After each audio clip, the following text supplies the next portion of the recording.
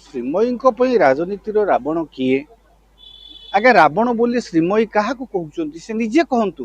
ରାବଣ ଅଛନ୍ତି, ରାବଣ ତ ସମାଜରେ ଅଛନ୍ତି, ସମସ୍ତ ସବୁ ସମାଜରେ ରାବଣ ଅଛନ୍ତି।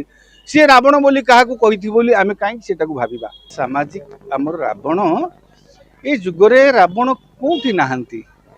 ସବୁ ବ୍ୟବସ୍ଥାରେ, ସବୁ ଗୋଷ୍ଠୀରେ, ସବୁ ଦଳରେ, ସବୁ ମାନେ ପରିବେଶରେ ରାବଣ ତ ଭରପୁର। ଆପଣ ଦେଖନ୍ତୁ ସମାଜରେ ଯେଉଁଭଳି ଭାବରେ ଅପହରଣ ହଉ ବା ହତ୍ୟା ହଉ ବା ଯେଉଁଭଳି ଭାବରେ ଆପଣଙ୍କର ମହିଳାଙ୍କ ପ୍ରତି ନିର୍ଯାତନା ହଉ, ରାବଣକୁ ଆମେ ଗୋଟେ ରାବଣ ଭଳି ମହାଜ୍ଞାନୀ କି ଆମେ କାହିଁକି ଦହନ କରୁଛୁ? ଗୋଟେ ସାଙ୍କେତିକ ଭାବରେ ଗୋଟେ ଅସତ୍ୟ ଉପରେ ସତ୍ୟର ବିଜୟ ବୋଲି କରୁଛୁ। ସିଏ କହିଛନ୍ତି, ସିଏ ବି ସେଥିରେ ବି କାହା ନାଁ ନେଇନାହାନ୍ତି। ରାବଣ ଅଛନ୍ତି, ରାବଣ ତ ସମାଜରେ ଅଛନ୍ତି, ସମସ୍ତ ସବୁ ସମାଜରେ ରାବଣ ଅଛନ୍ତି। ସିଏ ରାବଣ ବୋଲି କାହାକୁ କହିଥିବ ବୋଲି ଆମେ କାହିଁକି ସେଟାକୁ ଭାବିବା?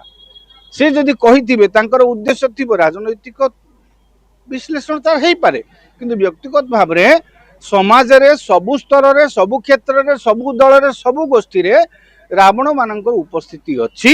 ଆଉ ଏ ରାବଣ ମାନଙ୍କର ଉପସ୍ଥିତି ଯୋଗୁଁ ହିଁ ଏ ସମାଜରେ ବର୍ତ୍ତମାନ ମହିଳାଙ୍କ ପ୍ରତି ନିର୍ଯାତନା, ହତ୍ୟା, ଲୁଣ୍ଠନ, ଅପହରଣ ଏ ସବୁ ବୃଦ୍ଧି ପାଉଛି।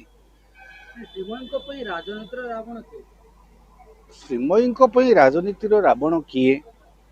ଆଜ୍ଞା ରାବଣ ବୋଲି ଶ୍ରୀମୟୀ କାହାକୁ କହୁଛନ୍ତି ସେ ନିଜେ କହନ୍ତୁ। ଯଦି ମୋର ସତ୍ସାହସ ଥାଏ, ମୁଁ ଯଦି ଜଣକୁ କାହାକୁ ରାବଣ କହିବାକୁ ଚାହିଁବି, ତେବେ ମୁଁ ତା ନାମ ଉଲ୍ଲେଖ କରିବି। ମୁଁ ତ ଏମିତି ଅନେକ କଥା ପରୋକ୍ଷ ପ୍ରସଙ୍ଗରେ ଆପଣ ମାନଙ୍କ ପାଖରେ ଅବତାରଣା କରେ। କାରଣ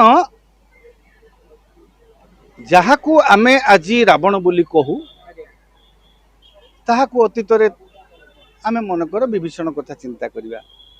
ବିଭୀଷଣଙ୍କ ବଡ଼ ଭାଇ ରାବଣ। ଆଜି ସିଏ ପରେ ଆସିକି ରାମଚନ୍ଦ୍ରଙ୍କର ଆଶ୍ରିତ ହେଲେ, ରାମଙ୍କ ଶରଣ ପଶିଲେ। ତା ପୂର୍ବରୁ ରାବଣଙ୍କ ଅନୁରକ୍ତ ଥିଲେ, ସାନ ଭାଇ ଥିଲେ, ଭକ୍ତ ଥିଲେ, ତାଙ୍କୁ ତାଙ୍କ ଭାଇକି ଶ୍ରଦ୍ଧା କରୁଥିଲେ। ତେଣୁ ଇଏ ରାବଣ ମାନେ କେତେବେଳେ କୋଉ ଶିବିରରେ କିଏ ରହିବେ ଏଇଟା ଭିନ୍ନ କଥା।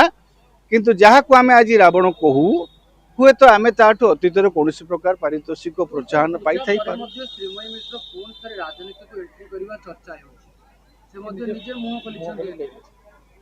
ସେ କଣ କହିଛନ୍ତି? ରାବଣ ବଧ ହବା ପରେ ସେ ବାହାରିବେ ବୋଲି କହିଛନ୍ତି ତ? ତାହେଲେ ଆମେ ସେଇ ରାବଣ ବଧକୁ ଅପେକ୍ଷା କରିବାକୁ ପଡିବ।